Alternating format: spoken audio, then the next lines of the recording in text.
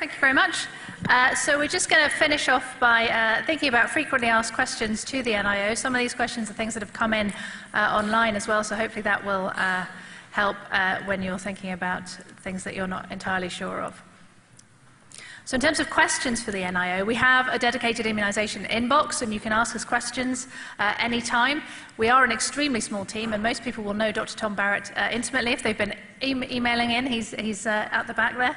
So Tom faithfully answers your questions as quickly as he possibly can. But if we audit, and we looked last year, 2,373 queries came into the NIO in that year. And about 3/4 are from health professionals, and the rest are from the public, and we do answer queries to the public as well. So the absolute most common question is catch-up queries, what shall I give? Then the HPV-4 schedule, MMR, particularly postnatal MMR, cold chain queries, which Cleon has obviously just gone over. Hopefully we won't have any more queries about cold chain. And then the rotavirus vaccine. And again, the rotavirus vaccine, that's why we did the fact sheet, and that's why we picked that as one of those talks today, so that you're hopefully a bit clearer about the rotavirus vaccine. And what we do when we look at all these queries, we update our information materials, we update our website, so that hopefully you can find the answers to your questions without having to email us. Hopefully we just try and respond to your needs. So like I say, the catch-up schedule, that's the one that we get most queries about. It's actually NIAC's catch-up schedule, and it's on our website. It's frequently updated, so I would always make sure that you look on the website to see that you've got the right one. The most recent one is August 2018. If you're in any doubt about what someone's had, just start them again. If they think they can find their records, that's fine. Do check what they've had before, but if they don't know, they're not sure what they've had, just start them again. You can't really over-immunize them. Much better to protect them and make sure you know they're reliably protected than leave them unprotected because you're not sure. If they've had some doses on the schedule, you don't need to give those again. You just give what they need to catch them up to their age. And once you put them back on the schedule, on the IRIS schedule, then you finish your catch-up and they just go in with everybody else. There are some important concepts that some people aren't necessarily aware of. So we've already talked about MMR and under 1 if you're traveling, and some other countries do give MMR under the age of 1. We would discount any MMRs given under the age of 1 because there might be maternal antibodies interfering with the response. Those have gone by the age of 1, which is why we have it just after the age of 1. So discount any of those MMRs. Discount any tetanus-containing vaccines given around 18 months of age. There are some countries where they give it at 18 months of age, but most of those countries give it again around 6 years. So just discount those completely. And another thing that people maybe sometimes get a bit confused about, once you're over the age of 1, you only need 1 dose of Hib, Men-C, and PCV to catch up. And that's because, again, you're a bit older, your immune response responds better to those vaccines. You don't need the multiple doses that the babies need when they're under the age of 1. So this is what the catch-up schedule looks like. I hope you've all seen it and you're extremely familiar with it. But if you're not, it's in your pack. It's actually got 2 sides. It's got this little pretty side, and it's got some extra information on this side. So this is what you need to have. I know we've printed it for you because we're going to do something with it now. But I would just make sure that when you're using it, make sure you get the right one off the website in case it's been updated. So to keep you awake, I'm going to make you do some work.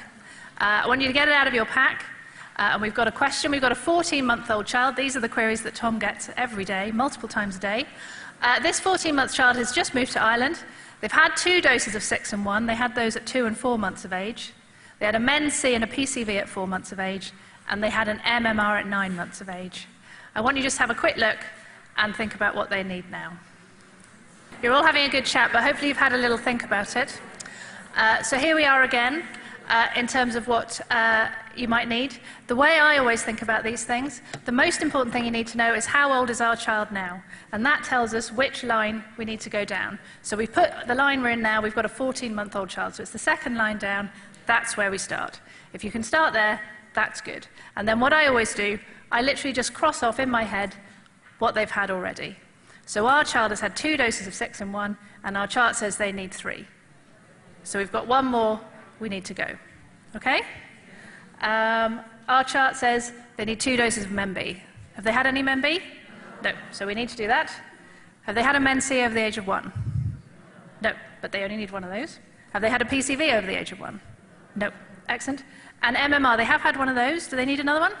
Yes, they do. Excellent. So I also said they might need a Hib over the age of 1, but we're lucky our 6-in-1 has a Hib in it, so they've had their Hib cover for that too. If they don't need a 6-in-1, then you'll need to give them a Hib or a Hib Men-C. So I would say they need 1 dose of 6-in-1, they need 2 Men-B doses 2 months apart, a Men-C, a PCV, and a MMR. They're obviously now too old for the rotavirus vaccine. So does that help you how you give it?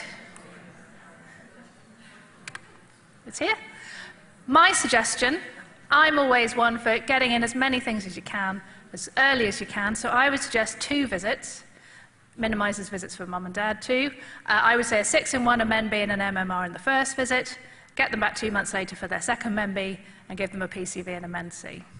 If they only want 2 jabs in each visit, they can have 3 visits a month apart, but just make sure you separate your Men-B by 2 months. It doesn't really matter. You could give them all at the same time except for the 2 Men-Bs. People can have loads of antigens if you want to stab them loads of times, but they probably won't accept that, but they'd probably accept 3. So entirely up to you, but that's essentially how you do it. And if we weren't sure on the records, we would just start them again. So it's really relatively straightforward. I'm hoping that you'll take this away and have a think about it, and I'm hoping that Tom's going to be twiddling his thumbs, not having any incomplete schedules coming into him anymore, except maybe the most difficult ones. So now we're just going to go through another really common question. So in terms of giving 2 vaccines in the same limb, like I said, I'm a big fan of this. Give as many as you can while they're in front of you. You just need to separate it by 2.5 centimetres apart. If you don't think the parents are going to come back, they're really, really unreliable, or maybe they're about to go travelling, you don't think they're going to come back to their 13-month visit, you can give all those 4 vaccines for the 12-month visit all at the same time. That's absolutely routine in the UK, and they actually did some research, and they said actually parents would prefer that just to get it all over with, rather than coming back twice. It's not a routine thing that we recommend, but if you have to, for any of those reasons, then it's absolutely fine to do it. Don't forget the Men-B and the paracetamol after the Men-B at 2 and 4 months, but not at 12 months. Make sure the parents aren't waiting to get the fever before they give the paracetamol. They have to give it as soon as they've had the vaccine or as soon as possible afterwards. If they wait till the fever develops, it's not going to work, and then they might feel that they had a bad reaction to the vaccine. Interval between live and non-live vaccines. We've had a few questions come in online about this. This is taken from the guidelines already. So like I say, everything basically is in the guidelines. But this is here. So non-live vaccines, any non-live vaccine could be administered at the same time as any other non-live vaccine or any interval between the doses, the next day, the next week, whatever you like. Non-live and live vaccines, again, you can give them at the same time or any interval. You don't need to worry about intervals anymore. The only time we worry about intervals is between the MMR and yellow fever. They recommend the MMR and yellow fever shouldn't be given on the same day, and you do wait 4 weeks. And if it's MMR and varicella or zoster vaccine, you can give those on the same day, or you give them 4 weeks apart. So those are the only times when you need to worry about an interval. We had another query about rotavirus and MMR being given on the same day. If you need to, that's okay. Those combinations are fine. It's just those 2 where we still worry about intervals. So it's not as complicated as it used to be. In terms of minimal intervals, you know that we give our baby jabs at 2, 4, and 6 months, and not at 6, 14, and 24 weeks. The minimum age for giving the 2-month vaccines is 6 weeks, and then we have our 4-day rule as well. The minimum interval between 2 and 4 months is 4 weeks, and the minimum interval between 4 and 6 months is 8 weeks. This all sounds very complicated, but the most important thing you need to remember is you're only really allowed to use the minimum intervals once in a child and as exceptional circumstances. For example, they're just about to go on holiday. If they're just about to go on holiday at 6 weeks, give them the first vaccines, but they have to wait and rejoin the schedule as normal at 4 months. You can't skip them over and have it 6 weeks, 4 weeks later, 8 weeks later. Then they're well ahead of all their fellows. So put them back in the schedule as soon as you can. And remember, we do have this 4-day rule. So giving a dose 4 days or less before the minimum age is unlikely to have a significant adverse effect. And so you don't need to repeat the dose if you do that by accident. This is the minimum intervals I was talking about. It's in the guidelines. It looks a little bit complicated, but that, again, when we have queries, we would look at that. And if you give us the exact intervals you gave the vaccines, then we can work that out. And I would actually say for the schedule changes, if you are going to still email us with incomplete schedules, please don't tell us the name of the person. We don't care that it's Joe Bloggs that needs this. Just tell us their date of birth and the exact dates when they had their vaccines. That's all we're going to use to work that out. We don't want to have the patient identifiable information. Postnatal MMR. MMR's live, don't give it in pregnancy.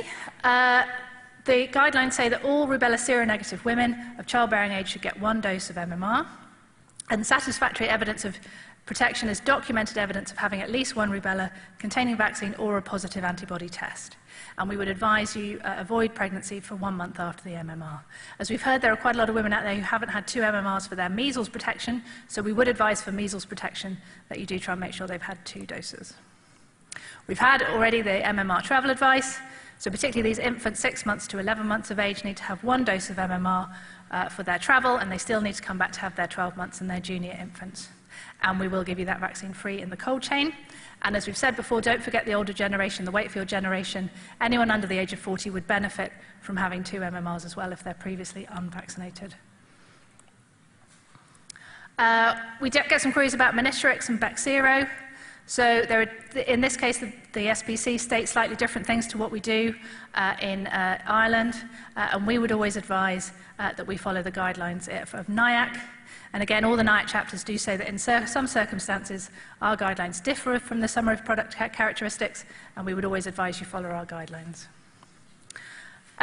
We had a spoiler alert from the Minister in terms of MenACWY. He has asked for that to be introduced for teenagers in first year of second level school. So I'll just this is due to an increase in the incidence of MenW disease. This actually started several years ago in South America. It then spread to the UK, it spread to other European countries. The UK seemed to have imported it out to Australia for some reason, and now we've started to see a few increased cases in Ireland. You would remember, maybe it was a long time ago now, but Suzanne's graph had a little purple bar of W, which you could see going up a little bit.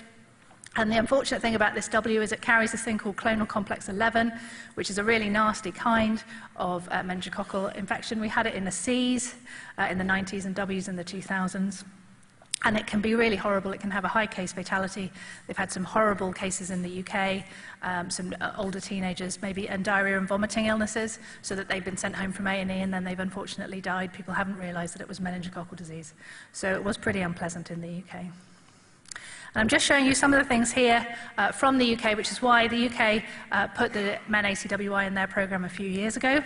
Along here, this is their normal cases of W, and this is each year. And you can see it started in 2011-12. It went up to about 30 cases. 13-14, you're around 70 cases. And then up here, 14-15, it was around 140, 150 cases. So each year it was doubling. And that's really what they wanted to do. It wasn't just the number of cases, it was the rapid rise of infections that made them do something. What they also noticed is it was across all age groups, but there was quite a big peak here in the 15 to 19-year-olds, and again rising quite rapidly. So what the clever people at JCVI decided to do, they had a look at this systematic review about meningococcal carriage, done by Hannah Christensen, and they noticed here that carriage of meningococcal disease is much higher in adolescents. So what they did, they decided to give the ACWY in adolescents as a direct protection for them as a risk group, and also to prevent carriage of meningococci in those adolescents that hopefully would prevent spread to everybody else. So this was in 2015, they made these advice, and at that time, they were also putting in the MenB vaccine for babies. And we've had a question about why MenB doesn't have herd protection, whereas MenC does. MenB is a funny kind of vaccine. It's a subunit vaccine. What they couldn't do, they couldn't conjugate the MenB bacteria like they can for A, C, W, and Y. It looks very similar to human proteins, and they were afraid it might cause autoimmune diseases. So they had to take a long time. That's why it's taken a long time to develop a vaccine. And it has 4 subunits of different components of meningococcal bacteria, and that means it does cause a bit of cross-protection against some of the other types of meningococcal disease, but it also, unfortunately, a recent study from Australia is looking like it doesn't prevent carriage like the other conjugated vaccines does, so that's a bit of a shame. But what they hoped was they would protect their teenagers, they would stop carriage in teenagers, and the MenB vaccine would also help some of these under ones as well. And I haven't got it here because I can't find it freely available, but what they saw, first of all, is it stopped doubling, and now it's coming down. So it took a few years, but it has had effect in the UK. And we've seen, as Suzanne was saying, there's a little bit of a rise in W here as well. It's nothing like the kind of picture they saw in the UK a few years ago. But anyway, so the Minister has announced that he wants to replace the MENC that we give in first years of second level with the MEN ACWY in the academic year 2019-20. So we're putting plans in place to implement that change, and we will be giving information materials and providing training. You only need 1 dose for protection, so that's good. It's essentially a straight swap, and it's the same in terms of contraindication as the MENC. So again, I've said it again, you can't have it if you've got a confirmed anaphylaxis to a previous dose of the vaccine or anything that's in the vaccine. So there's very few people that can't have meningococcal vaccines. Cautions, as with anything else, if you've got a minor illness without fever or systemic upset, you don't need to postpone the vaccine. You can give it in pregnancy or breastfeeding if you need to, and people who are HIV positive or immunosuppressed can have it, but they might not make a full response. And again, you do have some potential adverse reactions, but the same as you would see with lots of other vaccines: pain, swelling, tenderness at the injection site. Older children and adults might get headaches, nausea, rash and malaise, and maybe sometimes some dizziness, but that's much rarer. So I think I've made my time. So Kevin can get his train.